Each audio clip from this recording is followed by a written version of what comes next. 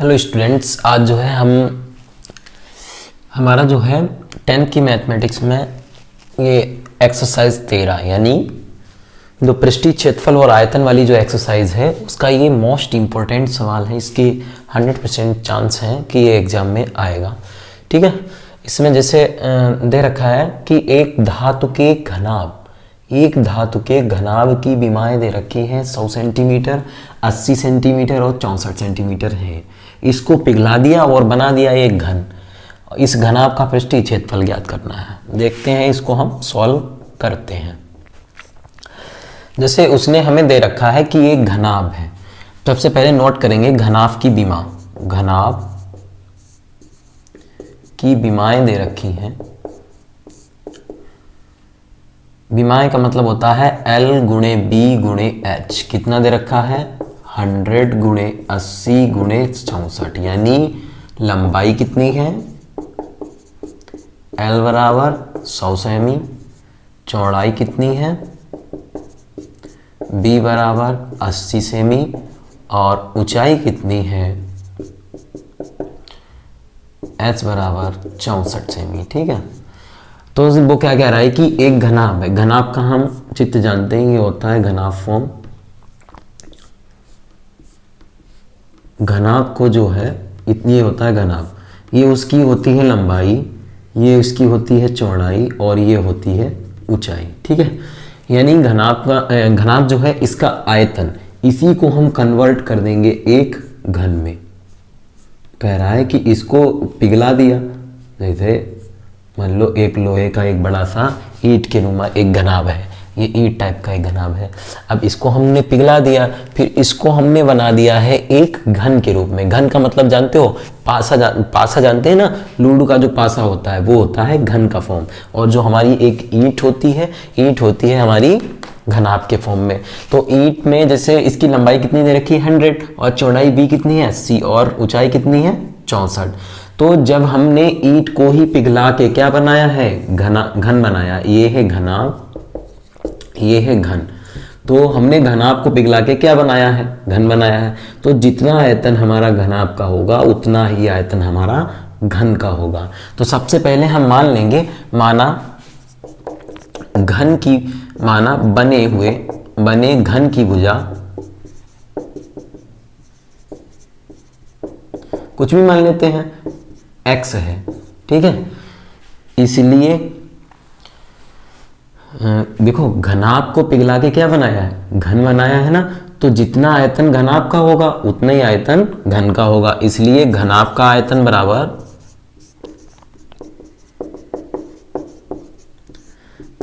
घन का आयतन। ठीक है, अब घनाभ का आयतन कितना होता है? लंबाई गुणे चौड़ाई गुणे ऊंचाई बराबर घन का आयतन होता है भुजा की घात 3। ठीक है, यहाँ पे L कितना दे रखा है? 100, B कितना दे रखा है? 80, H कितना दे रखा है? 64। और भुजा हमने कितनी मानी है? घन की भुजा x मान रखी, तो ये हो जाएगा x की घात 3। अब इनकी हम मल्टीप्लाई कराएंगे तो ये हमारा आ जाएगा 8 छक 32 और 8 छक 48, 5 51, 512 आ जाएगा, 3 जीरो आ जाएंगे बराबर x की पावर क्यूब। तो यहाँ पे जो है 512 और ये 3 जीरो, इसका सबसे पहले हम घन निकालेंगे। ये 512 किसका घन है? 8 का घन है। और 1000 किसका घन है? ये 10 का है। ये हमारा आ जाएगा x की पावर क्यूब, यानी 8.80 की पावर क्यूब बराबर आ गया है x क्यूब। तो हमारा x बराबर यहाँ से आ जाएगा 80 सेंटीमीटर आ जाएगा। ठीक है, यहाँ से हमारा x बराबर आ जाएगा 80 सेंटीमीटर, यानी ये हमारी क्या निकली? घन की भुजा निकली। अब उसने क्या पूछ रखा है? वो कह रहा है कि घन का पृष्ठीय क्षेत्रफल ज्ञात करो। तो घन का पृष्ठीय क्षेत्रफल कितना होगा? घन का पृष्ठीय क्षेत्रफल, घन जो है देखो इसमें घन में 6 फलक होते हैं, 1 2 3 4 5 6। तो इसका पृष्ठीय क्षेत्रफल होता है 6 गुणे भुजा स्क्वायर। 6 भुजा हमने मान रखा है x, तो x स्क्वायर, उसकी वैल्यू रख देंगे। x का मान दे रखा है 80, यानी 8 का स्क्वायर 6 गुणे 8 टाइम 64, इसकी गुणा कराएंगे 6 चौक 24, 2 6 छंग 36, 2 38 सेंटीमीटर स्क्वायर। ये हमारा है घन का पृष्ठीय क्षेत्रफल। अब जो है हमें एक्सरसाइज 13 का अगला सवाल दे रखा है कि त्रिज्या 4.2 सेमी वाले धातु के एक गोले को पिघलाकर त्रिज्या 6 सेमी वाले एक बेलन के रूप में ढाला जाता है। कह रहा है कि बेलन की ऊंचाई ज्ञात कीजिए। कह रहा है इसके पास देखो एक गोला है, गोला जो है उसकी त्रिज्या मान लिया हमने R1 है, ठीक है, उसकी त्रिज्या मान लिया R1 है, उसको कन्वर्ट कर रहा है एक बेलन के फॉर्म में, और जिसकी त्रिज्या हमने मान ली उसकी त्रिज्या R2 मान ली है और उसकी ऊंचाई h मान ली है। ये है गोला, ये है बेलन। जब हम गोले को पिघला के जब जैसे गोले को हम पिघलाएंगे उसके बाद जो है हम बेलन के फॉर्म में कन्वर्ट करेंगे, तो जितना आयतन हमारा गोले का होगा उतना आयतन हमारा बेलन का होगा। यानी जैसे जितना बड़ा हमारा गोला होगा उसी को हम पिघलाया, जैसे गोला है उसको पहले हमने पिघला लिया, मान लो ये लोहे का गोला है, इसको हमने पहले पिघला लिया, पिघलाने के बाद उसको हमने इस शेप में यानी बेलन के फॉर्म में इसको हमने ढाल दिया, तो जितना आयतन हमारा गोले का होगा उतना आयतन हमारा बेलन का होगा। तो इसके आयतन को हम बराबर करेंगे। सबसे पहले सॉल्यूशन देखते हैं इसका। कह रहा है कि गोले की त्रिज्या दे रखी है, मान लेंगे माना गोले की त्रिज्या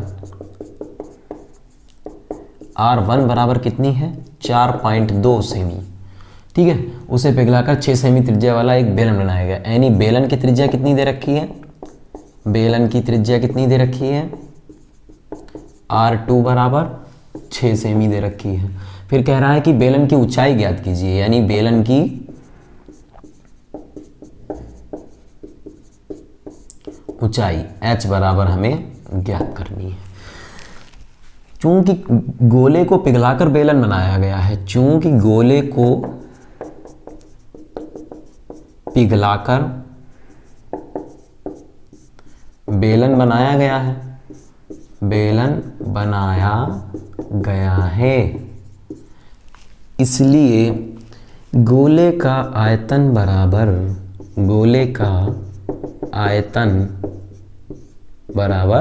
बेलन का आयतन।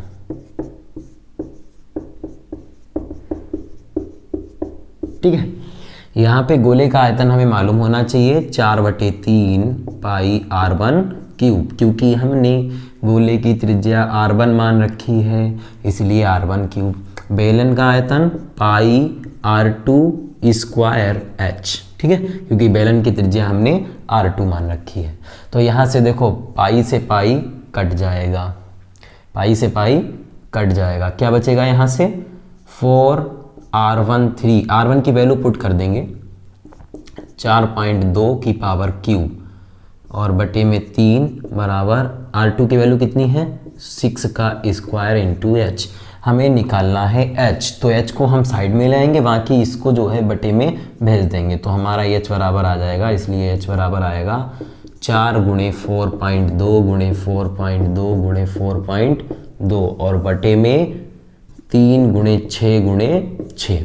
ठीक है, अब इसको हम काट देंगे, क्या लिखा जाएगा 6 सतों 42 यानी 0.7 आया, फिर उसके बाद 6 सतों 42 यानी 0.7 आया, फिर 3 इक्कन 3, 3 चकू 12। अब इनकी सबकी गुणा करा देंगे आपस में, तो ये हमारा निकल के आएगा 4 गुणे 1.4 गुणे 7 सती 49 यानी 0.49। इन सब की जो है गुणा करा देंगे, वही हमारा जो है H निकल के आ जाएगा।